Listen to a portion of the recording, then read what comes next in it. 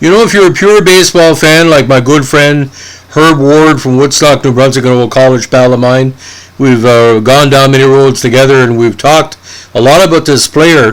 Herb said, why don't you do a feature on probably one of the best shortstops not in the Baseball Hall of Fame? So here we go. For people in the 1970s, it's going to be drawing a lot of memories.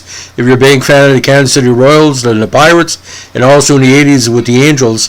But Freddie Patek, boys, 5'5", and every pound and every inch of him was dedicated to baseball. One of the most consistent and one of the most dedicated players in Major League history. Probably a top 5 shortstop of the modern era if you're looking at the whole complete game. Now, he nicknamed the Flea, and for some people they call him the Cricket. He played in MLB for the Pirates, Royals, and Angels. Again, at 5'5", he was the shortest player of his time. Playing shortstop, 5'5", it was a rough go because most times he played on artificial turf. Now, Patek was drafted by the Pirates in the 22nd round of the 65 Major League Baseball draft out of Seguin High School in Seguin, Texas. He made his Major League debut on June 3rd, 1968 against the Dodgers, again at shortstop, and played all but 6 of his 292 games with the Pirates at the SS position. However, with All-Star Gene Alley firmly entrenched at shortstop, there was a desire on the part of management to convert him into a utility player. Unfortunately, Patek's combination of shortstop defense and some power would have made him kind of a very, what's the proper term, inefficient utility player because he's an everyday shortstop. Now, following the 70 season, the Pirates dealt Patek, Bruce Del Catton, and Jerry May to the Royals for Jim Campanis, Jackie Hernandez, and Bob Johnson. In his first season with the Royals, he hit for the cycle on July 9, 1971, and led the AL with 11 triples and to finish 6th in MVP balloting for the division that year. He earned his first of 3 All-Star selections in that campaign the following season, and was a staple of the Royals lineup that won the American League West from 76 to 78. He led the American League with 53 stolen bases in 1977, and for 8 consecutive years, Patek posted 30 more stolen bases and led the American League in double plays turn for 4 straight years.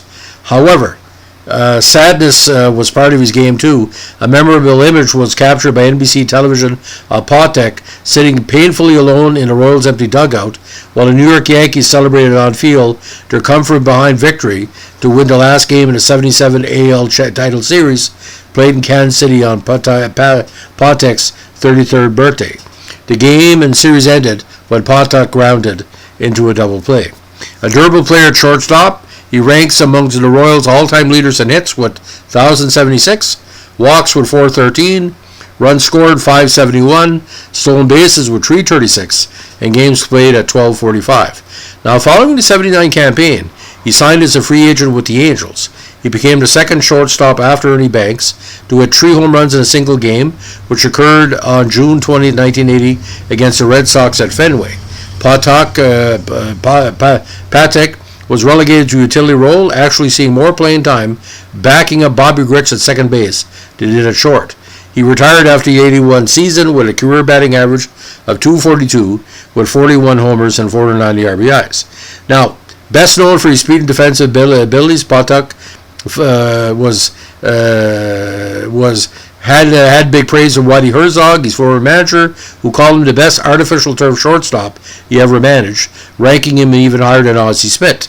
When asked by a reporter what it felt like to be the smallest player in the major leagues, Freddie replied, "I'd rather be the smallest player in the majors than the tallest player in the minors."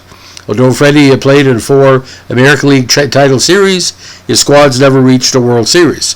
The Pirates won the World Series the season after he left Pittsburgh in '71, and the Royals lost the World Series the season after Freddie Patek left the Royals and this was 1980. The baseball analyst Bill James has ranked him Patek, a member of the Kansas City Hall of Fame, the 14th best player in Royals history. Again, he would be the starting shortstop. Now, he briefly served as a part-time baseball analyst for NBC after his retirement. However, there was some sadness in retirement, and as on July 21st, 1992, his daughter Kimberly was paralyzed from the neck down in a car accident. Community fundraisers and charity events and a donation from the baseball assistance team helped the family defray significant medical expenses.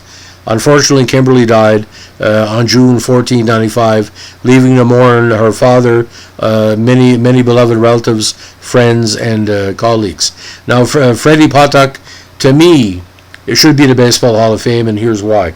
He basically changed the way you looked at position. He could steal a base, he can play good defense, had some pop, and all those title winners for Kansas City, you couldn't have done it without Freddie at shortstop because, again, you needed more than Amos Otis and Hal McRae and George Brett. He was basically the best number 7 player, or the 7-tenner, of his era. Now, Baseball Hall of Fame is kind of dirty because Whitaker and Trammell took a while to get in. I really think he deserves to be in the Baseball Hall of Fame. If anything, he inspired so many smaller players, and now you're seeing more and more of the smaller players in Major League Baseball. But he was an anomaly because if you're not, I mean, put this in perspective. He was 5'5", right? So he's 7 inches taller than a regular 6-foot person. Every step he made to second base or third to steal a base, he was losing 7 inches with every step. So you do the math. If he was 6 feet tall, he would have stolen 100 bases. Now, Freddie, I can tell you this, ladies and gentlemen, within the baseball ranks in New Brunswick, we always looked up to him, and every manager would say in the old Rescue Intermediate Baseball League, that was a Freddie play or a Patek play, because the idea of playing shortstop, you got to think to protect second base, you got to think to protect the third baseman if he can't get to the ball, and making sure it's a consistent throw to first base. And he invented the whip of the modern era. You know what I'm talking about? You see Bichette do it, you see Espinal, some of the key players.